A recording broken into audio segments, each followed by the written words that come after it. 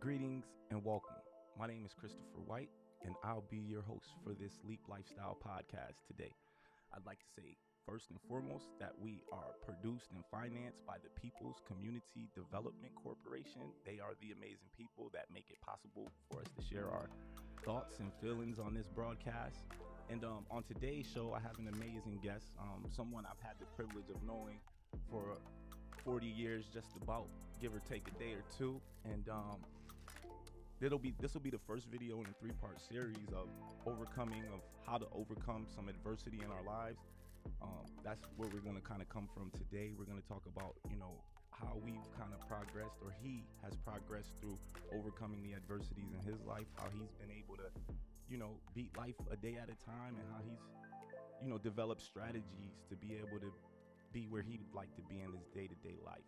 So with all that said, again, I'm your host, Christopher White, and I have an amazing guest by the name of Stephen White, and we will give him a few minutes to introduce himself. And Mr. White, I would like to say welcome to the Leap Lifestyle podcast, and thank you for Thank joining you. us. Thank you so much, Chris. It's a pleasure and an honor to be here with you today. I'm excited to have an opportunity to talk with you and your audience and to just share a little bit about, overcoming adversity and what have been some of the things that I've tapped into to help me on my journey, and with the hope that perhaps it might be helpful to some of the folks out there listening and viewing your podcast.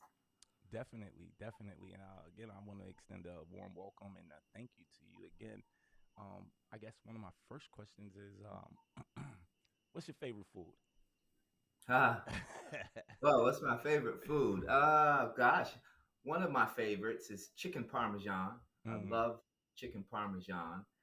And I guess if I had to say one of my favorites would be some really delicious potato salad. I love potato salad. My mom's is particularly good, but I can always appreciate a good potato salad. right, So right, right, right those would on. be two of my favorites. Yeah, right on. Thank you for that. The reason I ask that question usually, or sometimes, is just kind of loosen it, break the ice a little bit. Hmm. But yeah, I like potato salad as well. I wouldn't say it's my favorite, but I do enjoy it. And again, I'd like to thank you for coming today. And we in this series we're talking about overcoming adversity and being privy to some of some of your life story. Could you give Hmm. us a little bit about like who you are today, like who you are today? Sure, absolutely. I'd love to. So today, I work in for a behavioral health organization. I'm actually at work now in my office, and I work currently as a trainer for a behavioral health organization. And actually, to reflect back a little bit, because I've been here 7 years, and then I was at another behavioral health organization for close to 8 before that, and then another place a little bit for that. So actually, when I think about it, over the last approximately 20 years, 19, 20 years, I've been working in behavioral health slash addiction treatment services. So, so that's been that's a little bit about, my professional and work background. And in addition to that, actually, just in terms of kind of reflecting on a little bit about how I find myself here in my own journey, a part of what happened for me was that, I was struggling with a substance use disorder addiction. And, and so that's what, that journey is what led me to this career path and has really been pretty foundational for me in terms of wanting to give back and be of service to others. So that's kind of just a little bit about where I am, in the here and now. Wow, thank you for sharing all of that, and I appreciate that, and I want to commend you on like you said, finding your purpose today, or finding your giving service today. Could you share a little bit about like um, how that process maybe initially began, like where you were at, not necessarily where you were at physically, but like what was it mentally in the beginning of your journey that kind of spurred you to say, "Hey, I want to attempt to do something different, whatever that different thing was." Mm-hmm. Sure, sure. So it's interesting you asked me that because I was reflecting on that this morning a little bit, thinking about this interview and reflecting on what was my initial motivation to think about changing around my life. My life, as I said, I was actively caught up in the use of substances and addiction. Um, and just to say this, I don't really have a long addiction story, but it's significant. Right, I mean, it's significant to my life, and it's significant to some of the some of the changes that I've made in my life in terms of overcoming adversity. But I was thinking this morning that so I had a little bit of how shall we say a bit of a outside intervention in my life by way of some legal problems hmm, um, as a result of some of the choices that I made in my active addiction. So, I like to say to people occasionally now that I got a nudge from the judge. But so there was some outside legal intervention and I always frame it like this, Chris, that it happened for me because often sometimes I will hear people say, well, this happened to me. But in retrospect, what I recognize and appreciate is that happened for me because what it helped me to do, what it compelled me to do, was to get to a different place of change readiness. Right? I was in active addiction. I was sort of stuck. I knew I wanted out. I knew I deserved better. I knew I was capable of better, but I was just really in a stuck place. So that outside intervention by way of the legal encounter I had and the nudge from the judge propelled me to seek treatment, right? Which was something that, until that happened, was something that I never really saw the value of. And in some ways, quite honestly, was very disdainful. I was like, I don't need to go over there and have the people tell me what to do. But as I said, the outside intervention sort of compelled me in that direction. And what I realized when I got there, when I got into treatment, was that the universe was working for me and really propelled me to do something that I know I needed to do, that in my heart of hearts I wanted to do, but had not had the capability to do until that point. right, Um, so just a little bit of what happened for me. And to be quite honest, when that happened, and then I found myself in treatment, um, I was a little restless initially, but there was something in me that settled, right? Because I knew by being in treatment that, like I said, my hand was forced a little bit, but I knew that I needed the support. I knew I needed the guidance, and I knew that I needed just the reprieve from right, the choices and the daily grind that I was actually caught up in. And being in treatment gave me those things. right, So so that's really what helped me to begin to think about what kind of changes I need to make. What was really important for me. What had been the things that I had held in value, that I'd gotten away from, that I'd moved away from, the values and the principles um, that had been for all my life had really been important for me. So being in treatment helped me to refocus and kind of to really just explore right, what really was important for me. right, right. Thank you for that. And it's really really deep too because I think, right, like you spoke about in the beginning, that initial nudge, right? Like I think that can come in a number of forms for us as people, right? Like we can be led in certain directions beyond our own control, if you will, sometimes, right? Mhm. And Yeah. I think I what I heard in that was that like you embrace that nudge though, and I think that's a big piece to have acceptance over, certain things, certain situations when we're going through them. So again, I want to thank you for that. And I guess the next question that I would ask is, okay, so what is it that sustained you, right? Like after that initial nudge from the judge, right? Like the initial nudge, but then there's some time I assume that goes by, and there's not this legal matter or this whatever, right? Like kind Mhm. of like still having that hold on you. So at that point, what begins to happen for you? Yeah. So for me, I think what was sustaining was that I experienced a measure of freedom, right? I experienced the freedom of being out of the pit, if you will, of active addiction, Right, right?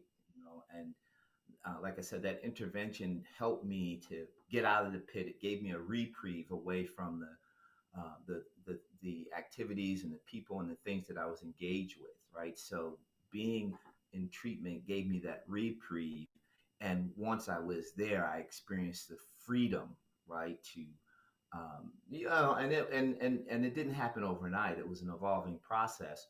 But I say that to say because that then became the sustaining energy for me. Once I was, once I was done with treatment and back out in the community, because those same temptations were still there, right, right? The same availability of stuff was still there. right, I had to make different choices. Um, and so having the freedom, right, and being and having a some clarity, right, a little bit more clarity about, again, what were my values, what were the things that were important to me, what were the things that I became reacquainted with when I was in treatment. You know, right, I became reacquainted with the fact that I was a father and I wanted to be a father, right? I wanted to be an available and present father. I got reacquainted with the fact that I was a son. I'd been a good son, and I wanted to restore that. I wanted to get back to being a good son. It came into focus for me that I had been a valuable employee right, for a couple of different companies, and I wanted to get back into being a productive member of society and maintaining the job and having some little bit of cash in my pocket, right, and right, being able to do things like that. So really, the bigger thing was this measure of freedom, right, and really just not wanting to lose that, not wanting to find myself having made a poor choice and a bad decision, and then I'm back in a place, right, that I didn't like to begin with, that really was always about travail and trouble, and so I didn't want to go back to that, right? right, And that's not to say that everything was smooth sailing, because it wasn't, right? right, Because now that I have this measure of freedom, um, I got to reestablish myself. I got to get a job. I had to find an apartment. I had to find a place to live. There were a number of basic needs and tasks that I had to do, and that also sustained me too. Like, I can do this stuff. I've done this right. stuff, right? I know how. I can do this stuff, and and I just wanted to continue to build on that. To build on the small steps and the small successes that I was experiencing, and really, I can't overemphasize just the measure of freedom that I Right. felt, right? That Yeah. I wasn't in bondage to drugs anymore. Right. Um, so that was very liberating for Yeah, I me. could And then, imagine. like I said, the other things just sort of came into focus and just, began, and they began to make sense for me, right? Because Right. it was in line with the values and the principles, um, that I had always, um, appreciated and honored. So, Okay. so Now, that's what really helped me. yeah. No, that's amazing. I guess the next question that I would want to ask you in that same regard is, okay, so now you've gotten this measure of freedom, right? And you no longer have, situations or circumstances compelling you. Um, I guess the other part of that is what what is the daily the daily edification, if you will, or like, or what are some of Mhm. the things that you do like regularly to kind of keep you in task or on task or in pursuit of the path that you choosing to Mhm. follow? Yeah. Well, that's a good question, because those things have, they've changed over time. That there's been,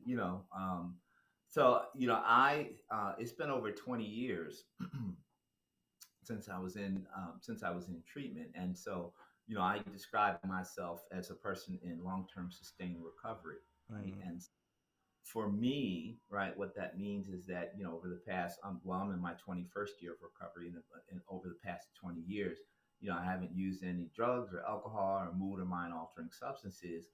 Um, and so what I was doing initially, right, and the start of that process for me has changed and gotten, that I've fine tuned and adjusted and grown. Really, it's really just been a journey of growth. So initially, for instance, what was sustaining for me and what was helpful, I was involved with recovery support meetings. I went to them regularly. I built a network of people that I could talk to, that had some depth of understanding about this journey that we were right. on.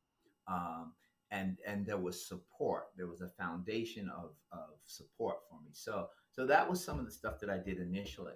And then as I have progressed, as my recovery has grown and matured, I started to do other things. I found myself, I've always enjoyed like going to museums and doing social stuff and attending sporting events. So then I started, then I started doing those things again, right? Like, so Right. now I'm going to museums, and I'm going to shows and plays and music and concerts, and so those things that edified who I was as a person were really beneficial and helpful to me. And one of the other really important pieces for me is kind of getting back in touch with my spiritual center, right? Mm, So that's been just that's been the foundational piece for me from the beginning. And I say my spiritual center because it hasn't always been about a religious, although, I consider myself to be a Christian. Um, and so, but really it's just been more about, what does it mean to have a spiritual center? How does that guide me in my choices and decisions? And then what does it mean for how I see, experience, and reflect upon the world? So that's been a pretty central piece in terms of a spiritual perspective and the development of that, um, to really support me in terms of moving forward. So those have been the things, those have been some pieces that have been a part of my journey, and a part of the things that really have been instrumental right. in me moving forward, and being able to handle life's twists and turns and ups and downs. Yeah. So those would be some of those things. Yeah. Thank you. Thank you. Thank you. Thank you. No, and now when we're talking about when you're talking about the personal you, right, and finding your Hmm. spiritual center. Now, okay, let's kind of give it a flip, right? Because I've heard three different kind of themes from you so far. I've heard, initial motivating factor. I've heard a willingness is necessary, and then I heard Hmm. a spiritual center. So those Hmm. three things, right, taken into consideration. Now, for someone who may find themselves in a similar situation that you were 20 some odd years ago, right? Maybe not at a recovery space, but like maybe I forget how does it go. Was it pre planning, post planning, all of those things that we do in our Uh-huh. mind? So if they're in that stage where they're saying, I know I need to do some different things and I want to do some different things, but I'm not really sure about how to go about doing different things. What would you tell a person that's maybe in that kind of space right now? Some of the things that they could potentially do to try to get some help. Yeah, that's a good question because I and I'll keep the perspective, from the lens that I look through. Right. And I know for me, initially, some of my struggle was a difficulty, and quite honestly, probably more like an inability to ask for help. Mm, Um, and so I think that for that sometimes that can be, I would imagine I'm not the only one who has that struggle, right. and particularly sometimes for men, um, more especially and or often for black men, men of color. um, the notion, the idea of showing some vulnerability and asking for help can be a real challenge and struggle for folks. And yet there is really strength in the ability to do that, right? When you can Right. say to someone, listen, I'm not quite sure how to do this. This is a desire of my heart. I really want to affect some change in my life. Can you help me? Right. That is really about strength. It is about a vulnerability and it's about a strength. And again, I know for me, that was a big challenge for me. Like I Right. said, initially, I was like, well, I don't need to go over there and have them people help me, right? And Right. so it was a barrier and a blinder that I had. So what I would encourage people to do or suggest to folks is, first of all, what is your ability? What kind of ability do you have to ask for help, right? When you find yourself in trying situations, maybe you're in quicksand, or maybe you find yourself in that place where there's that little small voice that says, "Wow, I really could use some help here," right? I think we have to be in tune to that. We have to listen to that small voice, and that can be the thing that helps us to be able to ask for help and to have some vulnerability and to know that whoever you are, right, man, woman, chick, or child, right, that um, invariably at some point in our lives all of us need help. So that would be the one thing that would be one thing I'd say. And then to in asking for help and maybe looking for mentorship or support, building a support network. Who are the people in your life, or do you have people in your life that really support you, right? Right. That support you in the broadest sense, right? People who are going to, as they say, pull your coattail to maybe when you might be drifting off course, or maybe help you to explore and examine the choices that you're making in your life. Who are those people, right? And when they deliver that to me, right? What do I do with that, right? Right. Do I want to shut it out and cast them aside? And so really looking at do I have those people, right? That support me. Right. And if I don't, where might be the places that I could get that, right? And not to say that it's easy or that it will happen like that, but I think that recognizing that we are worth it, right? As individuals, as humans, as people striving, by and large, as people striving to be in a experience a better human condition, right? Right. We deserve that. We deserve to have support. We deserve to have cheerleaders. People say, Steve, you can do it, man. I got faith in you, and I'm here for you. So I think that those are a couple of things. So one, being able to ask for help. Two, being able to develop supports, right, and support networks. And three, I would add, and I kind of said this in a way, to really honor, appreciate, and value who we are, right? Our uniqueness, because each of us has unique gifts and talents and something to offer the world, and being willing to unearth what that is, Right. right? What is that? Who am I in this space, right? And what do I have to contribute? And I would say, and I would also add, even just beginning to think that way, like I have something to offer, Right. right? Because for some of us, we have to. It's like it's like the old folks when back in the old days when people were digging for gold, right? Some of us we have to unearth that, right, Right. about who we are and what contribution we have to make, and being willing to and being willing to fall forward to Right. recognize that as I unearth this special uniqueness about who I am, I won't always do it perfectly, and it won't be without a misstep or two, right? And Right. to embrace that, like you said earlier, to just embrace that is a part of that's a part of this journey, and this experience of life. And so those would be the couple three things that I would encourage folks to think about. Well, I would like to say again, I probably said it a lot already. Thank you. Thank you for sharing because we've reached the 25-minute mark just about. And I would like to say thank you for, coming on today. Um, Thank you for sharing your insight, your wisdom from your experience. And, we can't say thank you enough to that because that lived experience and sharing it, like you said, sharing it forward or falling forward, those kinds of things are what we here at Leap Lifestyle are trying to promote. So, again, Mr. White, if you have anything in closing, I'd like to thank you again. Um, Well, just in closing, and I thank you so much for this opportunity to talk. I don't often get a chance to talk much about myself, and And to recognize, right, as a African American man, as a black man, right, and it sounds a little cliche, but to recognize it takes a village, right, Right. and now, right, at this stage of my life, I find myself as a village elder, and I welcome that, right, because one of the things that I find distressing um, is that far too often.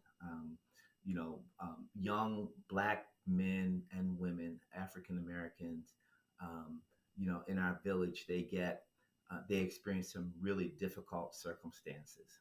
Right. So any time I can hopefully make a positive contribution to folks, to my people's growth and development, I'm excited, and I appreciate the chance to do that. So thank you for having me be on your show today. I really appreciate it. No doubt, Mr. White. And again, thank you again. And this has been the Leap Lifestyle Podcast. And I have been your host, Christopher White, sponsored by the People's Community Development Corporation. And that is all for today, folks. Thank you All and right. goodbye.